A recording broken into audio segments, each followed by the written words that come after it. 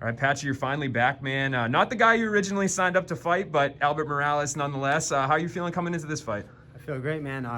Just real calm, cool, collected. I got much experience for this fight. I switched camps, so I did a 10-week camp for this guy. So I'm ready to go. I'm ready to go out there and get a finish here on Friday night. For sure. And the opponent switch up, did that throw you off at all? I mean, you just touched on it. You had a pretty long camp, so I'm guessing you worked on yourself pretty. Yeah, I worked on myself. I kind of knew Gallagher would pull out. I feel like, I was sleeping. They told me, hey, James Gallagher pulled out. I opened up one eye. I closed it. I went back to sleep, and I was like, okay, find the next one. I heard 4 names, and, I accepted them all. But, Albert Morales, unfortunately, we flipped the coin, and his name was on it, and now he's got to pay Friday night. And you say you kind of had a feeling that James was going to pull out. What made you think that? James, no offense to him or to other people that have pulled out, but he's a pullout merchant. He doesn't know how to get to fights, and he's pulled out of I think between him and Cal, they have 4 pullouts, and now, this is going on another one. So he just pulls out all the fights he thinks might be tough. So we'll see. Yeah, was it part of you disappointed? Because I know you had wanted to get your hands on him for a while. You kind of made that known in some interviews we had done.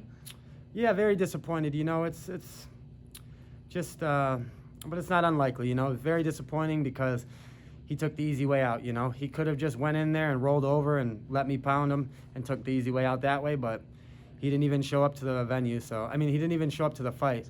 But news to me, I believe he's showing up to the venue. So that's kind of weird to me. He's in Connecticut right now, I believe. So he's going to come. He's got a shoulder injury, but he's not in a sling. It's the craziest thing I've ever heard.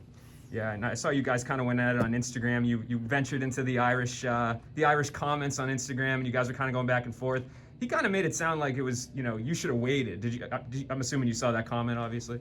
Yeah, I'm going to go out there and get paid the same amount as if it was Gallagher or any name Friday night. I sacrificed a lot of time away from my family. My mom just had surgery. It's my daughter's birthday today. She's a little taco baby, Cinco de Mayo. And I'm looking forward to throwing her the best birthday party when I get home and taking care of my mom. She's very sick right now, and, I could really use this money to take care of her and do some things around my household. So, it wasn't about him. It was solely about me. So whatever he was saying, that shit's not my fault. It's only him. He's the one that bitched out. So, unfortunately, if he had been here on May 7th, he'd be doing these interviews as well, and then he'd be getting his ass kicked on Friday. I don't think anyone can criticize you for that, man. And I guess no you'll probably, do you feel like that's a matchup that'll still happen down the line at some point? Yeah, if I'm looking to steal the show here Friday night. This is a list, the whole card's full of bantamweights, and I feel like I'm the best finisher on this card. I'm going to go out there and finish in spectacular fashion. I'm going to show my level, I'm going to show my experience, and I'm going to steal this show. With me doing that, I believe that I could earn a shot back with my rematch. I want Juan Archuleta. He's the only one that beat me, and much respect to him for that, but I want to erase that loss off my record. I want to get that win back. And if it's not him and it happens to be Sergio, much respect to Sergio. He's a great man. He's a great dude.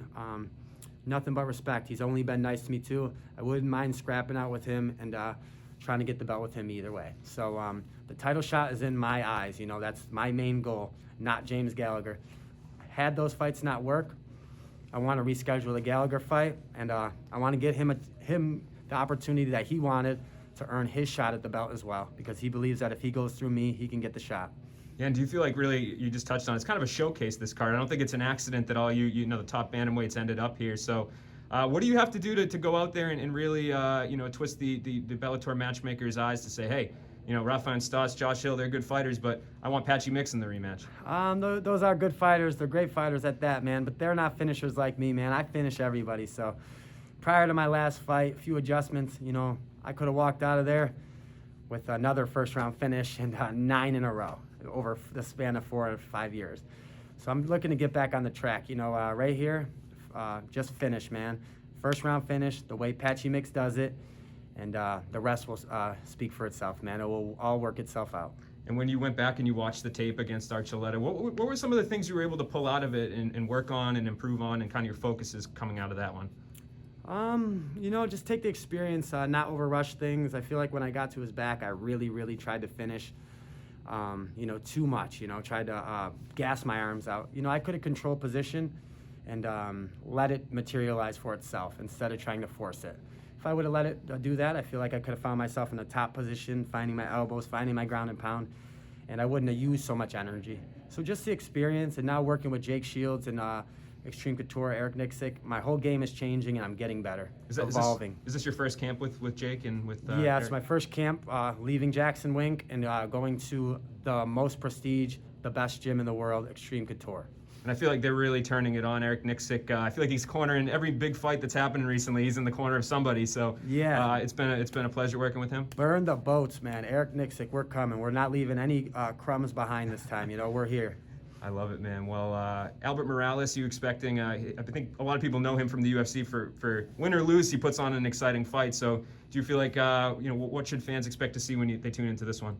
He's a warrior, man. You know, he puts on an exciting fight, and so do I. So we're going to put on an exciting fight for all the fans here, man. I think we're not on the main card, but we should be.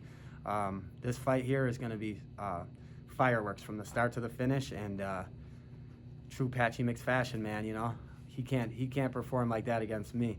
He tries to do that, I put him down, I put him away. Well, I wish you the best of luck in that, and appreciate the time, Patchy. Thank you, sir. I appreciate you.